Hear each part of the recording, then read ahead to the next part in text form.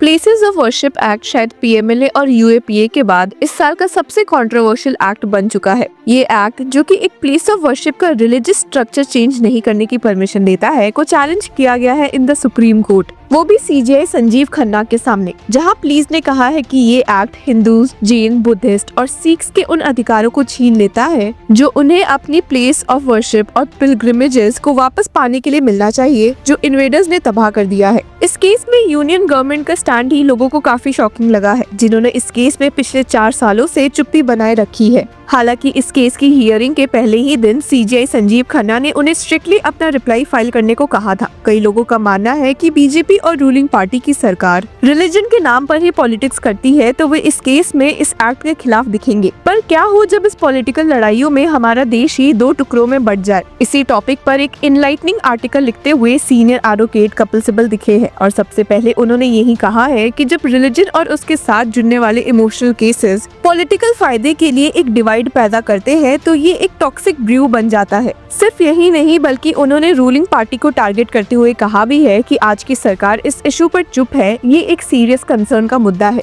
उनकी ये खामोशी उन लोगों के लिए एक तरह का कंसेंट बन जाती है जो ये डर रखते हैं कि कोर्ट्स को यूज किया जा रहा है एक ऐसे एजेंडा को पूरा करने के लिए जो 6 दिसंबर 1992 को हुई डिमोलिशन का नतीजा था। अब आपको याद दिला दे कि यहाँ बात बाबरी मस्जिद के डिमोलिशन की हो रही है, जिसने देश में एक अलग तहलका मचा दिया था। और वापस से ऐसे ही मसले जब कोर्ट्स में आ जाए तो लोगों को डाउट होता है कि क्या कोर्ट का सहारा लेकर पास्ट के ग्रेव्स को खोदने की कोशिश का मकसद है? क्या एक ऐसा एनवायरनमेंट क्रिएट करना है जो एक स्पेसिफिक पॉलिटिकल एजेंडा को सपोर्ट करता हो, जहां धर्म और पॉलिटिक्स एक ही सिक्के के 2 पहलू बन जाते हैं? कुछ ऐसे ही सीरियस क्वेश्चंस पर सीनियर एडवोकेट कपिल सिब्बल ने हमारे ध्यान को आकर्षित किया है और ये भी सवाल किया है कि क्या उन लोगों से इन्वेडर्स द्वारा तबाही का बदला लेना चाहिए जिनका इसमें कोई रोल भी नहीं था। सीनियर एडवोकेट कपिल सिब्बल ने कहा कि जब एक अलिजेडली डिस्प्यूटेड स्ट्रक्चर को फेथ के बेसिस पर तोड़ने का एक्ट एक जीत मानी जाती है, चाहे वो एक क्राइम ही क्यों ना हो, तो इस देश का फैब्रिक टूट जाता है।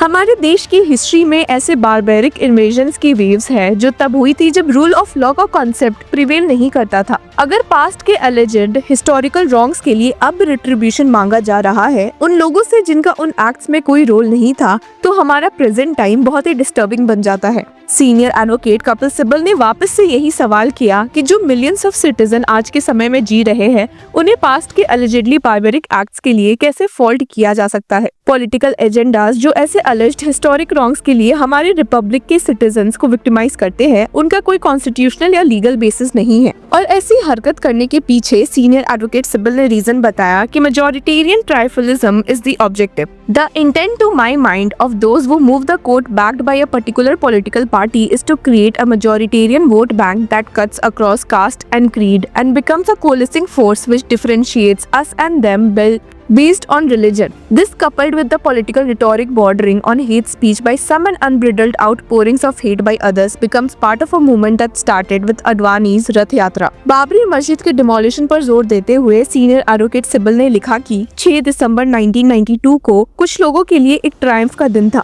लेकिन उनके लिए एक ट्रेजेडी थी जो एक पर्टिकुलर फेथ को एस्पाउस करते हैं। इन टर्बुलेंट वाटर्स को काम करने और फ्यूचर में ऐसे कॉन्स्टिट्यूशनल वैंडलिज्म के एक्ट्स को रोकने के लिए पार्लियामेंट ने 1991 में places of worship special provisions act 1991 को इनैक्ट करने का डिसीजन लिया था। ये एक्ट ये स्टिपुलेट करता है कि 15 अगस्त 1947 के दिन जो प्लेसेस ऑफ वर्शिप का कैरेक्टर था उसे चेंज नहीं किया जा सकता।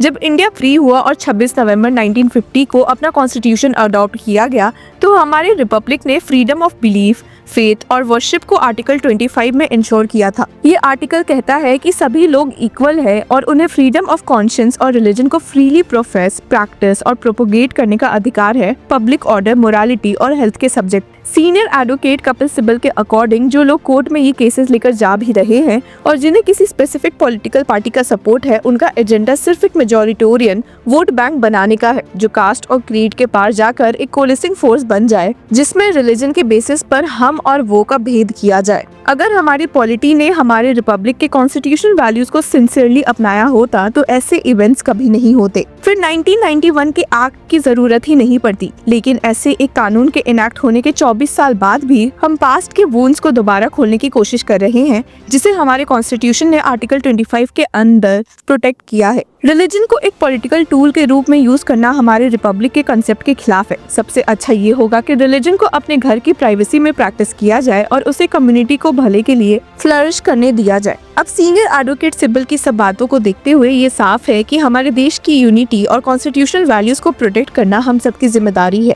रिलीजन को पॉलिटिक्स का हिस्सा बनाकर जो डिवाइसिवनेस और हेट्रेड फैलाई जा रही है, वो हमारे रिपब्लिक के आइडल्स के बिल्कुल खिलाफ है। अगर हम सच में एक स्ट्रॉन्ग और इंक्लूसिव नेशन बनना चाहते हैं, तो हमें अपने कॉन्स्टिट्यूशन के प्रिंसिपल्स लिबर्टी, इक्वलिटी, फ्रेटर्निटी और सेक्युलरिज्म को अपने एक्शंस में अडॉप्ट करना होगा। पास्ट के जख्मों को खोदना और उनका पॉलिटिकल फायदा उठाना एक डेंजरस प्रेसिडेंट सेट करता है जो सिर्फ नफरत और अशांति को बढ़ावा देता है। हमें एक ऐसे समाज की तरफ कदम बढ़ाना होगा जहां रिलीजन एक पर्सनल मैटर हो और पॉलिटिक्स का एजेंडा सिर्फ डेवलपमेंट और यूनिटी का हो। और पहले की बात भी अलग थी जब देश में रूल ऑफ लॉ का कंसेप्ट इतना वाइड स्प्रेड नहीं था, पर आज के देश में फिर यही सब देखना कई सवाल रेस करता है। अब आपकी इस बारे में क्या राय है? Let us know in the comment section. Until then keep following law chakra.